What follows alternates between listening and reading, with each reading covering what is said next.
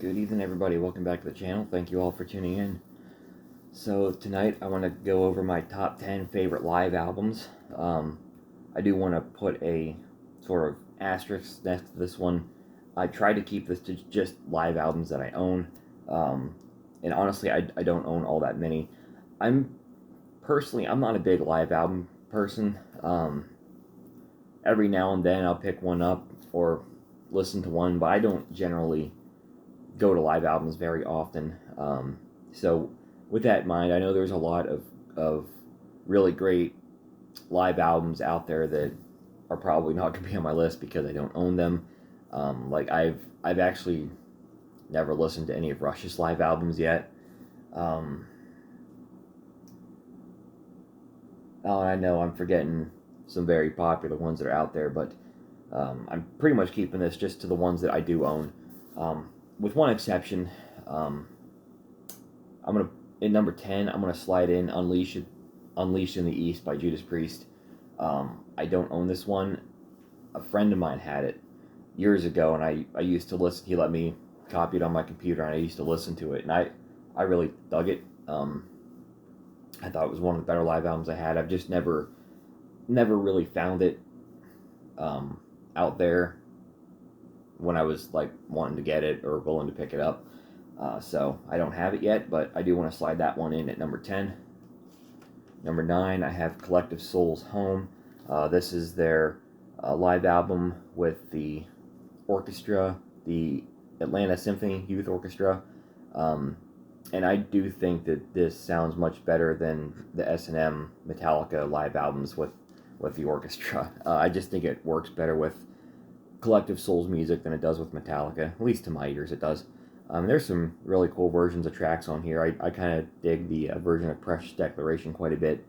That's probably my favorite track on here. But it also has the bonus studio track Burn, which is pretty cool too. So Collective Soul's Home, I'm going to put as my 9th favorite live album.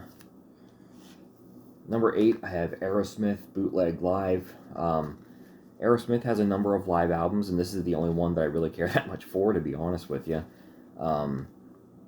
This one's just like it's pretty raw, and I think that's what I like about it. Not to mention, this album has my favorite version of Walk This Way. I still listen to the one that's on here, even though like I'm sick to death of the studio version of it.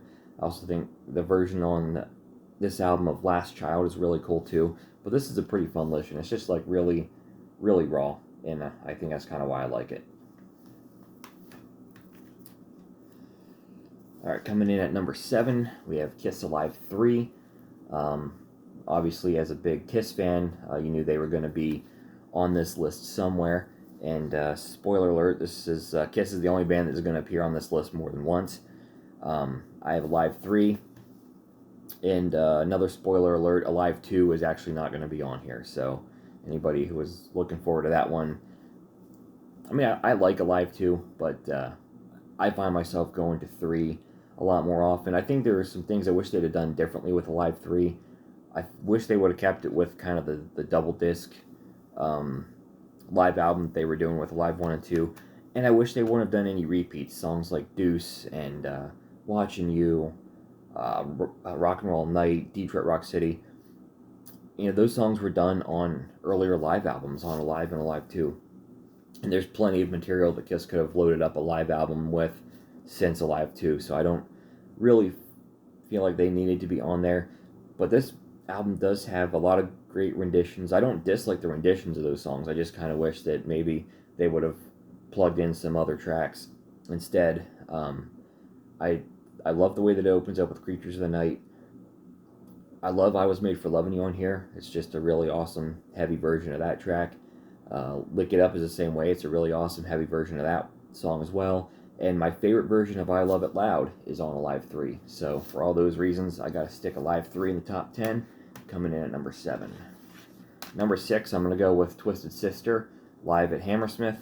I used to jam out to this one a lot when I was younger and in a big Twisted Sister kick. This was just a lot of fun to listen to. I mean, just the energy that the band has live really comes across on this one well. Track list is awesome. This came out before Come Out and Play, so you weren't bogged down with some dud type tracks. But I've always loved Stay Hungry live. That's one of my favorite songs live, like, ever. I just think they, I don't know. There's just something about Stay Hungry when it's played live is just so powerful. Kids Are Back I like live a lot too. I also would say that I like You Don't Know What You Don't Know Sure Can Hurt You. I think is better live than in the studio as well. So I had a lot of fun jamming out to this one before I ever got to see Twisted Sister in concert, and then sort of I was able to finally go see them, and yeah, a lot of fun. So I'm gonna put Twisted Sisters live at Hammersmith at number 6. Coming at number 5, this may seem low to a lot of people, but you have the great Kiss Alive. I mean, this one is just one of the classic great live albums of all time, of course. I love the version on here of Got to Choose. I love the way that it opens up with Deuce, which I kind of feel like the first Kiss album should have also opened up with Deuce. But, I mean, just every song on here I feel like is at least as good as a studio version, and in some cases a little bit better. Pretty much anything that comes from the first album I probably like better here on a live.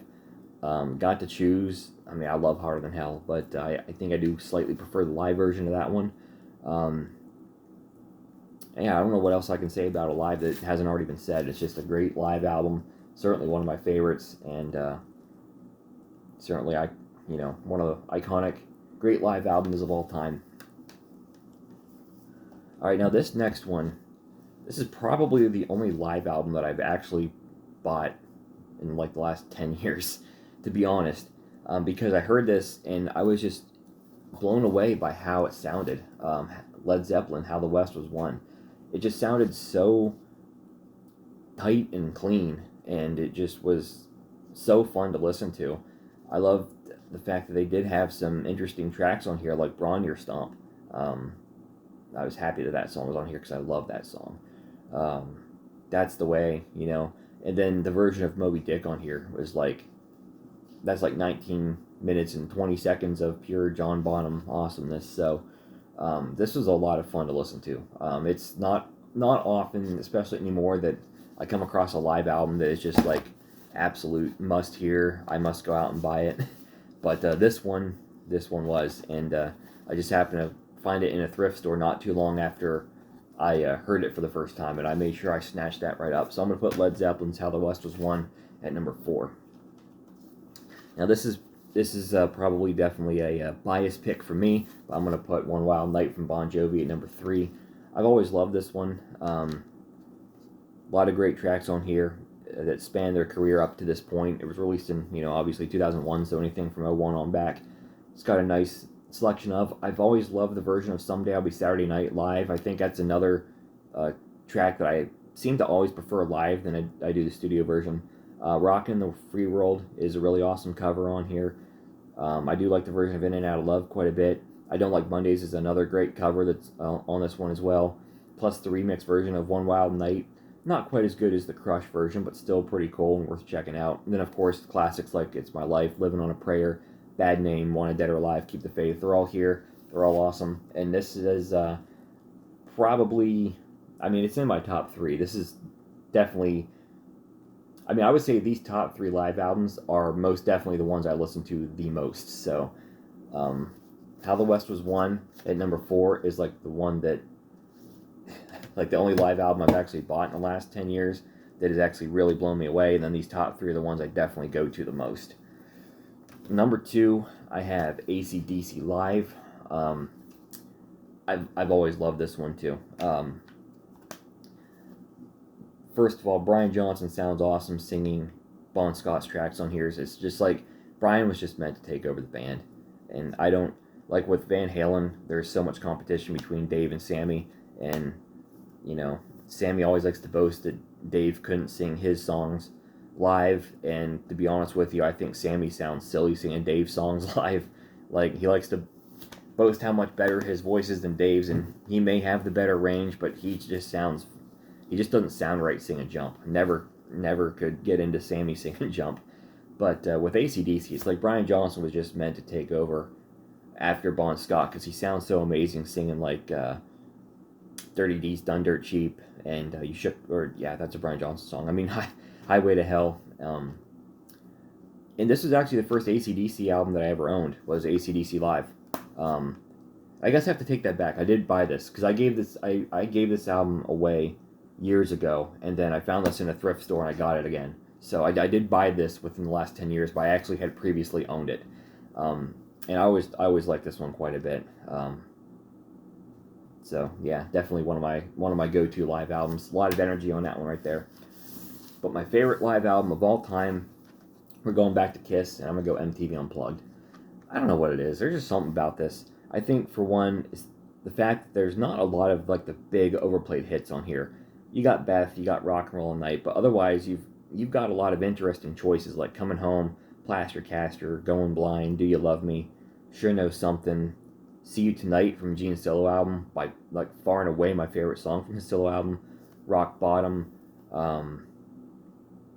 2000 Man with Ace singing is awesome. I just wish they would have put Got to Choose on here, because Got to Choose, it's on the box set, but it's not on the MTV Unplugged album. It's awesome. And then I think, I'm pretty sure it was from this as well, but there's a video out there of Paul singing Hard Luck Woman, which I wish would have also made it onto the album as well, because that version of the song is pretty killer as well. And I mean, I could have done probably without I Still Love You, because I'm never been real crazy about that. Same with Every Time I Look at You, but even with those two songs on here, this is the live album that I definitely go to the most. I love the version of Beth on here. I love Nothing to Lose. Probably my favorite version of Nothing to Lose is on here. And it's fun hearing everybody take turns singing Rock and Roll Night. So just a really fun album. Kiss Unplugged, my favorite live album. So I'm sure I didn't put on a ton of great live albums. I readily admit that because, like I said, quite frankly, I've never been a big live album person. But those are some of my favorites. Let me know in the comments your favorite live albums.